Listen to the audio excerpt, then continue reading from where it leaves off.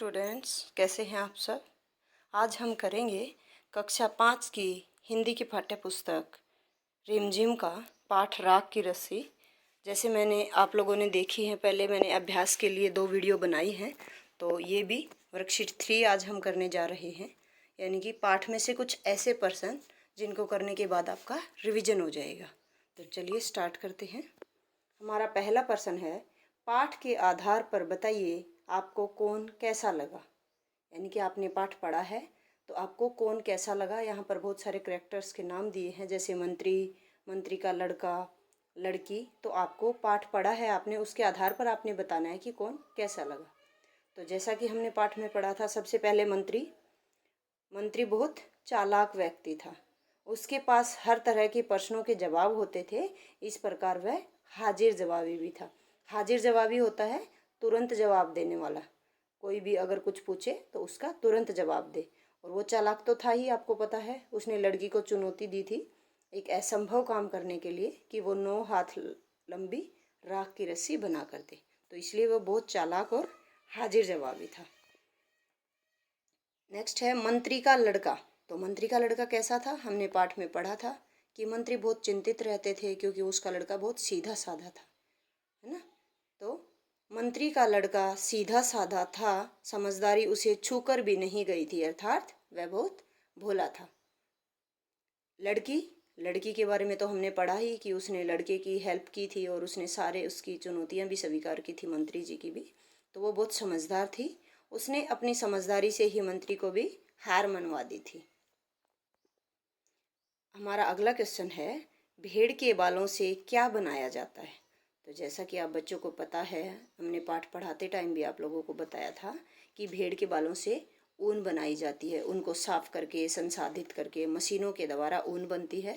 और ऊन से तो आपको पता ही है कितनी तरह की चीज़ें बनती हैं। आप सर्दियों में स्वेटर पहनते हैं, ऊनी कपड़े पहनते हैं, जूते पहनते हैं, या आपके घर में कई बार ऊन की कोई दरी भी होती है, पायदान होता है, थैला होता है। तो इस तरह से ऊन से तो बहुत सारी चीज़ें बनाई जाती हैं। अगला प्रश्न है, भेड़ के अलावा और किन किन जानवरों के सींगों को काम में लाया जाता है। हमने पढ़ा था ना पाठ पढ़ाते टाइम कि सींग किस काम आते हैं।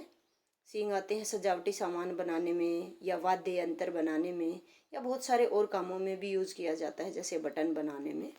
तो और कौन कौन से ऐसे जानवर हैं जिनके सींग काम आते हैं। तो भेड़ के अलावा बैल, भैंस, गाय, गेंडा, हिरण और बारहसिंगा, ये ऐसे जानवर हैं। कुछ और जानवर भी हैं जिनके सींग काम में लाए जाते हैं। हमारा अगला प्रश्न है, मंत्री लोनपोगार अपने बेटे को लेकर चिंतित रहते थे। आपके परिवार वाले आपकी किस चीज़ को लेकर चिंतित रहते हैं। कोई 2 बातें लिखो। तो देखिए, सभी के परिवार वालों को अपने बच्चों की चिंता होती है। कोई कुछ सोचता है, कोई सोचता है मेरा बच्चा पढ़ाई में कमज़ोर क्यों है, कोई सोचता है मेरा बच्चे का कद इतना छोटा क्यों है, ये लंबा क्यों नहीं हो रहा। कोई बच्चा सोचता है कि मेरा बच्चा सारी चीज़ें नहीं खाता है, ये दूध कम पीता है, ये हरी सब्जियां कम खाता है। ठीक है ना। तो इस तरीके से आपका जो भी उत्तर हो, आप अपना उत्तर भी लिख सकते हैं। यहाँ पर हमने पढ़ाई, कद और खाने पीने के बारे में ही अक्सर घर वाले चिंतित रहते हैं, तो वही उत्तर लिखा है, तो आप ये लिख सकते हैं। हमारा अगला प्रश्न है, अगर मंत्री के लड़के को समझदार लड़की नहीं मिलती तो क्या होता। आप सबको पता है कि मंत्री ने जब लड़की को चुनौती दी थी और लड़की ने असंभव काम को भी संभव कर दिया था, तभी मंत्री ने लड़की समझदार दिखी उसको और उसने अपने लड़के की शादी के लिए उससे हाँ करवा ली थी। ठीक है ना। तो अगर मंत्री के लड़के को वो समझदार लड़की नहीं मिलती तो क्या होता। तो शहर गया था वो 100 भेड़ लेकर के। आपको पता है कि शहर में कोई भी उसको बुद्धू बना सकता था क्योंकि वो बहुत भोला था, और उसकी भेड़ों को भी ले जाता है ना, और उसको कुछ भी नहीं मिलता। तो अगर मंत्री के लड़के को समझदार लड़की नहीं मिलती तो कोई भी उसे बेवकूफ़ बना सकता था क्योंकि वो बहुत भोला था। अगला प्रश्न है, अगर लड़की मंत्री की तीसरी बात का हल नहीं कर पाती तो क्या होता। आपको पता है जब उसने 9 हाथ लंबी राख की रस्सी बनाकर दी थी, तभी मंत्री ने अपने बेटे की शादी उससे करवाई थी और उसने सोच लिया था कि ये लड़की बहुत समझदार है। तो अगर वो उसकी बात का हल नहीं कर पाती, वो 9 हाथ लंबी राख की रस्सी नहीं बना पाती, तो मंत्री क्या करता, अपने बेटे की शादी उससे नहीं करवाता। तो ये थे हमारे आज के प्रश्न।